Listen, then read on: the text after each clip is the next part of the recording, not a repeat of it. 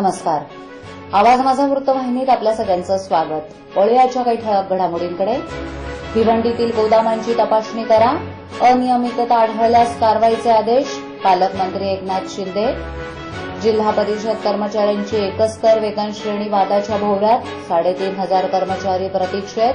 आणि ठाण्यात येऊरवर पोलिसांची करडी नजर, अंमली पदार्थ सेवन करणाऱ्यांसह आयोजकांवरही होणार गुन्हा दाखल. केमिकलचा साठा करणाऱ्या भिवंडीतील गोदामांची तपासणी करून त्यामध्ये अनियमितता आढळल्यास कारवाई करण्याचे आदेश ठाणे जिल्ह्याचे पालकमंत्री एकनाथ शिंदे यांनी जिल्हा प्रशासनाला दिलेत.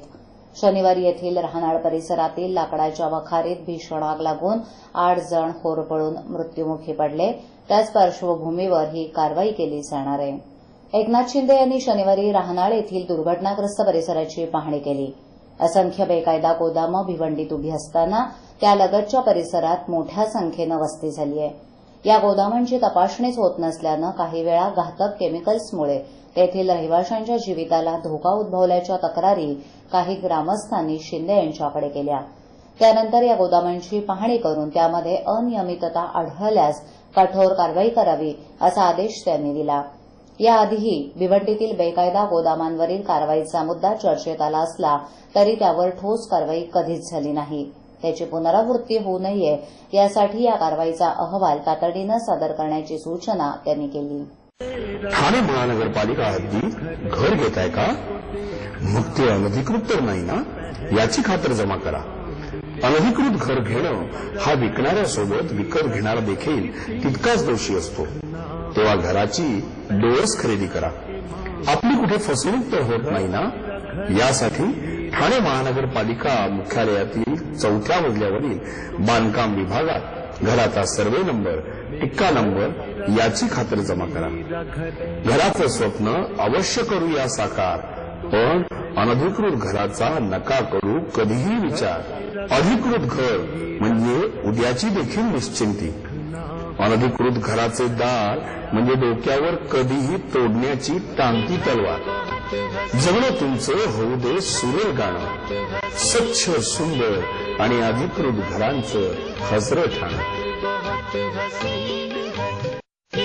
ठाणे महापालिकेतर्फे जनहितार्थ प्रसारित. काँग्रेस राष्ट्रवादी आघाडी सरकारनं मतांच्या लाचारीसाठी विधानसभा निवडणुकीपूर्वी अनेक वादग्रस्त निर्णय घेतले होते. त्यातील काही निर्णयांमुळे युती सरकारला डोकेदुखी झाली आहे. तिजोरीत खडखडाट असूनही आदिवासी भागात काम करणाऱ्या जिल्हा परिषद कर्मचाऱ्यांना एकस्तर वेतन श्रेणी लागू करण्यात येईल असा निर्णय आघाडी सरकारनं घेतला. मात्र त्याची अंमलबजावणी करणं आता तापदायक ठरत असून कर्मचारी संघटना मात्र ही वेतन श्रेणी मिळायलाच हवी या मागणीवर अजूनही ठाम आहेत. ठाणे आणि पालघर जिल्ह्यातील सुमारे 3,500 जिल्हा परिषद कर्मचारी या वेतन श्रेणीच्या प्रतीक्षेत आहेत. त्यामुळे त्यांचा पगार वाढणार असला तरी सध्याच्या आर्थिक परिस्थितीमुळे हा लाभ कर्मचाऱ्यांना मिळेल की नाही याबाबत साशंकता व्यक्त केली जाते. राज्यातील आदिवासी तसंच नक्षलग्रस्त भागात काम करणाऱ्या सरकारी आणि निमसरकारी कर्मचाऱ्यांना प्रोत्साहन मिळावं म्हणून 6 ऑगस्ट 2002 पासून एकस्तर वेतन श्रेणी लागू केली. त्यानुसार जिल्हा परिषद कर्मचाऱ्यांना वरिष्ठ वेतन श्रेणी आणि प्रोत्साहन भत्ता म्हणून 1,500 रुपये जादा देण्यात येत होते. ठाणे तसंच पालघर जिल्हा परिषदेमधील कर्मचाऱ्यांना याचा लाभ मिळत होता. मात्र 6व्या वेतन आयोगानं हा लाभ बंद करावा अशी शिफारस केली. हा आयोग 1 जानेवारी 2006 पासून लागू झाला. तेव्हापासून एकस्तर वेतन श्रेणी बंद झाली. मात्र विविध सरकारी कर्मचाऱ्यांनी त्याविरुद्ध आवाज उठवत ही वेतन श्रेणी बंद करण्यात येऊ नये अशी वारंवार मागणी केली. या संदर्भात सरकारबरोबर चर्चाही सुरू होती. दरम्यानच्या काळात विधानसभा निवडणुका जाहीर झाल्या आणि काँग्रेस राष्ट्रवादी आघाडी सरकारला अचानक जिल्हा परिषद कर्मचाऱ्यांचा पुळका आला. जिल्हा परिषदेकडे स्वतःचा निधी नाही तसंच सरकारकडे पैसे नाहीत.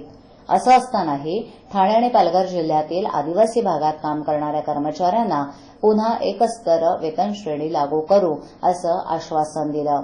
एवढंच नव्हे तर तसा अध्यादेशही जारी केला. त्यामुळे कर्मचाऱ्यांच्या आशा पल्लवित झाल्या. निवडणुकीनंतर राज्यात युती सरकार स्थापन झालं. आधीच्या सरकारनं तिजोरी रिकामी केल्यानं एकस्तर वेतन श्रेणी कशी लागू करणार असा प्रश्न आता निर्माण झालाय. नवीन वर्षाचं स्वागत जल्लोषात करण्यासाठी तयारी सुरू असतानाच रविवारी बच्चे कंपनीला आपत्कालीन परिस्थितीमधून वाट कशी काढण्यात यावी याकरता ठाण्यातील श्री साईधाम आनंद संस्थेच्या वतीनं एका साहसी प्रात्यक्षिकाचं आयोजन करण्यात आलं होतं. ठाण्यातील उदय आउटडोर्स या संस्थेनं देखील त्यांना मदत केली. यात एकूण 500हून अधिक विद्यार्थ्यांनी सहभाग घेतला. दिवसेंदिवस अतिरेकी कारवाया वाढत असतानाच तसंच काही नैसर्गिक आपत्तींना सामोरं जात असतानाच अनेक जणांचे मृत्यू होतात. तसंच अपघाताला देखील सामोरं जावं लागत असल्यामुळे त्यांच्या मनाची तयारी व्हावी याकरता ठाण्यातील साईधाम आनंद संस्थेच्या वतीनं वागळे स्ट्रीटमधील काजूवाडी शाळेच्या मैदानात एका प्रशिक्षण शिबिराचं आयोजन करण्यात आलं होतं. रविवार म्हणजे शालेय विद्यार्थ्यांच्या उनाडक्या करण्याचा दिवस, परंतु आजचा रविवार सार्थक व्हावा याकरता उदय आउटडोर या प्रशिक्षणकारी संस्थेच्या वतीनं रॉक क्लाइम्बिंग तसंच फायरिंग असे एकूण 6 प्रकारचं प्रशिक्षण देण्यात आलं. उंच दोरखंडावरून एका इमारतीवरून दुसऱ्या इमारतीवर जात असतानाच वायर रोपचा वापर करताना प्रशिक्षण घेणाऱ्यास कुठल्याही प्रकारची इजा होऊ नये याकरता सुरक्षितता म्हणून हेल्मेट तसंच सेफ्टी बेल्टचा वापर करण्यात आल्याचं संस्थेच्या वतीनं सांगण्यात आलं. तर साईधाम संस्थेच्या वतीनं भविष्यात ठाण्यातील एखाद्या जागेवर किंवा पालिकेतील तसंच खासगी शाळांमध्ये सदरचा उपक्रम राबवण्यासाठी प्रयत्न करणार असल्याचंही आयोजकांनी सांगितलं. बाबा उद्या फी भरावीच लागणार. पैसे पाठवू कसे? सोपं आहे. TGSB मध्ये खातं आहे. हो आहे. गुड. एटीएम कार्ड आहे. आहे. मग पैसे इथल्या शाखेत टाका आणि त्याला कुठल्याही एटीएम मधनं काढायला सांगा. बँक नेटवर्कच्या कुठल्याही एटीएम मध्ये तुम्ही TJSB चे एटीएम कार्ड वापरू शकता. बाबा पैसे मिळाले. आता बँकिंग इज नो टेन्शन यार.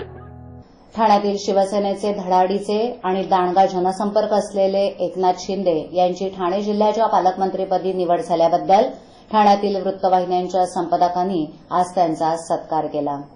ठाण्याचे शिवसेनेचे आमदार एकनाथ शिंदे यांची बांधकाम मंत्री, सार्वजनिक उपक्रम विभाग तसंच ठाणे जिल्ह्याचे पालकमंत्री म्हणून निवड झाल्याबद्दल ठाण्यातील इलेक्ट्रॉनिक मीडियाच्या सर्व संपादकांनी त्यांची भेट घेऊन त्यांना पुष्पगुच्छ देऊन त्यांच्या पुढील वाटचालीस त्यांना शुभेच्छा दिल्या. यावेळी आवाज माझाचे संपादक राजेश लोखंडे, ठाणे दर्पणचे संपादक गणेश गुंड, ठाणे परिक्रमाचे श्रीराम भिडे, महाराष्ट्र माझाचे संपादक प्रसाद सकट, S9चे संपादक अमोल सुर्वे, माय मराठीचे अभिजित लाड उपस्थित होते. 31 डिसेंबरच्या दिवसाची तयारी सगळीकडे जोरदार सुरू आहे. तरुण मंडळी अनेक योजना आखत आहेत, परंतु ठाण्यातील वाहतूक पोलीस मात्र या दिवशी तळीरामांवर नजर ठेवणार आहेत. ठाण्यात 24 डिसेंबर ते 31 डिसेंबर सकाळी 6 वाजेपर्यंत ड्रिंक अँड ड्राईव्ह मोहीम पोलीस राबवत आहेत. जवळपास 22 ठिकाणी ड्रिंक अँड ड्राईव्हची तपासणी करण्यात येते. मद्यप्राशन करून वाहन चालवल्यानं अपघात होऊन वाहन चालवणाऱ्या व्यक्तीला तर धोका असतोच, परंतु जी निष्पाप व्यक्ती रस्त्यावरून चालत असते तिच्याही जीवाला धोका असतो.